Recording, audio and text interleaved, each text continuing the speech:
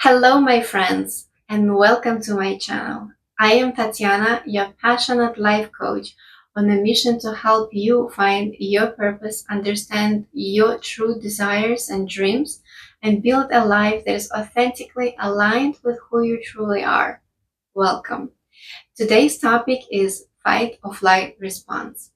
I know many of you are familiar with it from school or college, but not many of us know that we actually use these responses when we deal with daily challenges, and that some of these responses can actually negatively affect our life, negatively affect our health. And today I will tell you more about which responses can negatively affect you and what to do with it. So let's dive in. First of all, what is fight or flight response? It is an automatic bodily response to perceived stress. When we think that we are in danger, our body releases adrenaline and other hormones that signal danger, and we will either flight, freeze, or fight. Imagine you see a tiger and you will either run away, freeze, or fight it. And we don't think in that moment, it's an automatic function of the body. Uh, in real life, you may notice it when you are about to give a presentation and your heart is jumping out, and you actually may want to do number two because your body is in a fight or flight response and it wants to release everything from your body so you can run away faster. So that's example one. Every one of us has a predominant way how we deal with danger.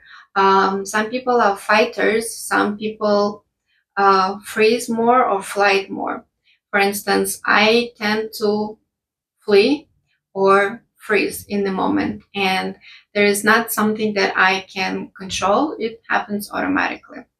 You can find out what is your predominant way by remembering things in the past. Where you're more aggressive and tend to fight, where you're more afraid and you were running away or just freezing because of fear. You can also take self-assessment tests that will help you understand your predominant way. So if you get angry or confrontational, usually in situations, it means you're a fighter.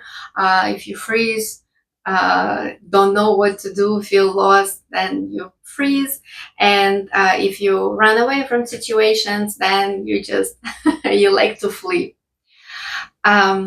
So the two dangerous ones are flight and freeze, because when we deal with obstacles on a daily basis, and we're using these responses, we are actually avoiding dealing with life, and we put it on hold if it's like a long-term decision, or if it's something short-term, we just avoid and procrastinate doing it.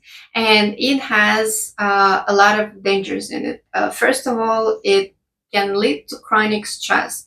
Imagine you need to make a decision, you need to make steps, and you keep procrastinating.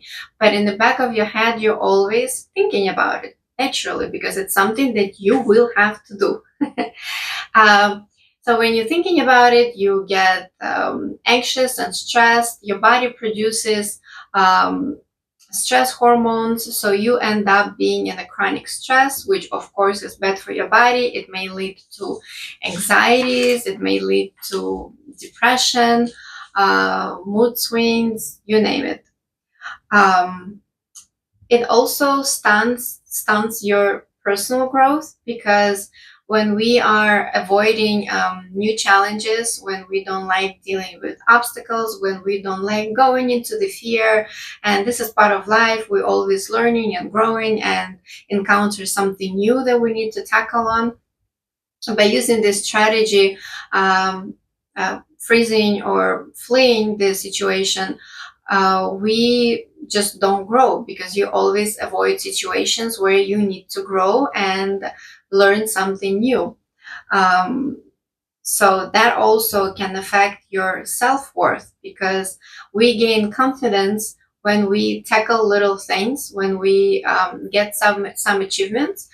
We gain more and more confidence. But by avoiding it, by not doing it, we actually decrease our self-worth, and it leads to low self-esteem as well.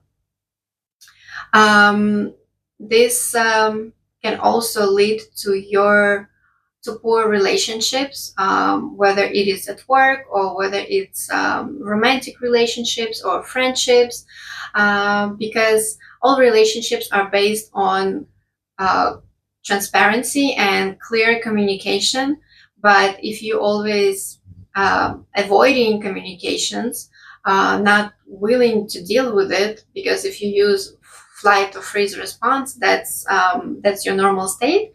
Um, you will not be able to build strong relationships and express yourself and hear other people, and it will lead to misunderstanding, resentments, and breaking of relationships. Um, and of course, as I mentioned, it will affect your physical well-being, because chronic stress, and you will be under chronic stress, will affect your body. For instance, I will bring me as an example. I have this fight or flight response. I use freeze or flight responses. I thought it was only applicable to when we are encountering physical danger. And then I knew, oh, okay, I'm freezing, I'm paralyzed in fear, or just like run away. But then I realized that I am implementing the same when I was working with a coach in my daily life. For instance, when I was in my working in my previous firm, when I was challenged with something new, I had this immense fear. I started procrastinating. I wanted to run away. I wanted not to have it. And it led to so much resistance and stress and anxiety. It was torture. And yes, I used the same technique in relationships. Whenever there were hard times, I would just be like, hasta la vista, baby, adios. I'm no longer here. And of course, in our brain, we find excuses for doing it, like this person did it wrong, or why am I doing this for work? This is not my responsibility. Well, basically, we find self-serving stories to explain why we are doing it. Um, so as you can see, these responses do not help you, but they are your automatic responses, which you initially cannot control, but you can learn slowly to change your brain wiring, to change your attitude towards it, and actually learn different ways of dealing with life's challenges. So you can learn a new you can learn new responses. I'm not sure they will be applicable when you are dealing with the physical danger, but when you're dealing just with daily challenges, every time you're faced with a challenge, you can first tell yourself, what am I doing now? Am I running away? Am I freezing? Am I sticking to my automatic response? And of course, yes, because that's your automatic response. Then you may have anxiety associated with it. So it's very important to know how to ground yourself. For instance, I like to take deep breaths. It really helps me. Then I concentrate on my body, the heat of the body, the tingling. Then I may go for a walk. If I can in this situation, I just do strenuous physical exercise that helps me get into my body. and release that anxiety. Then you see the problem, break it down. Break it down in small ones. Talk to yourself. It's might be a huge project that you're dealing with if it's at work, or a huge decision that you need to make. It's not yes or no, but even if it's yes or no, you can break it down in comprehensive little steps that will help you complete it or help you reach a decision. And with every little step, just congratulate yourself that you're doing really good, and you're going into your fear, and you will be gaining more and more confidence by doing it once and twice and third time. And at some point it will be, I don't think it will be 100% automatic for you, for me. You'll still have to catch yourself, but it will be so much easier because you will already have so many obstacles and challenges that you've dealt with in a productive way. You will have positive reinforcement and positive experience already. Also, what helped me the most is changing the attitude. Whenever I am faced with a problem now, instead of being, oh my gosh, why again? I don't know how to do this. I don't want to deal with it. This is so huge. I tell myself, this is so interesting. How can I do it? What ways I can tackle it? Who can help me? What will I learn from this? So instead of having resistance and negative attitude towards it, I'm like, oh, you're my friend. I want to get to know you better.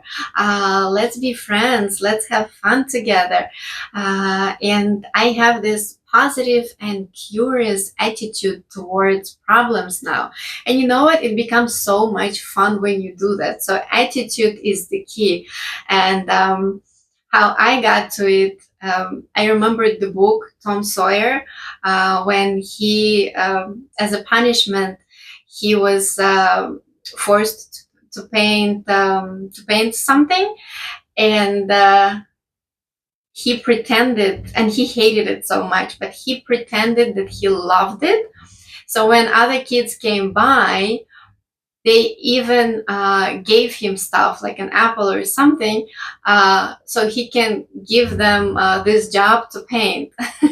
So it's all about the attitude. Be curious, be engaging, love the obstacle. And last one is have a gradual exposure. For instance, if it's a situation where you're afraid of social settings and you just want to run away, then start small. Start with make a list, make a plan of how you're going to get there. To, let's say, first I'll have coffee with my friend at home, then I'll have coffee with two friends in a cafe, then gradually see your level of stress associated with each step, and I'll go one by one, and soon you will be on stage performing. Who knows? Actually, what I've read, the most amazing speakers actually had stage fright at the very beginning of their careers, and they just challenged themselves, and they became the most amazing speakers. So here you go. So remember, acknowledge your natural stress response to danger. It's very important to know which one is yours, because you might be in denial. So take the test, review your history, how you have dealt with problems and dangers in the past, and you will see a pattern, and you will understand who you are in this story. And if you are like me, then I hope that this video was very helpful for you, and it will help you like it helped me to enjoy my life's challenges, go into the fear with an open heart and open mind, and actually have fun while I do it. Like this video, please subscribe, and I will see you soon. Love you. Bye.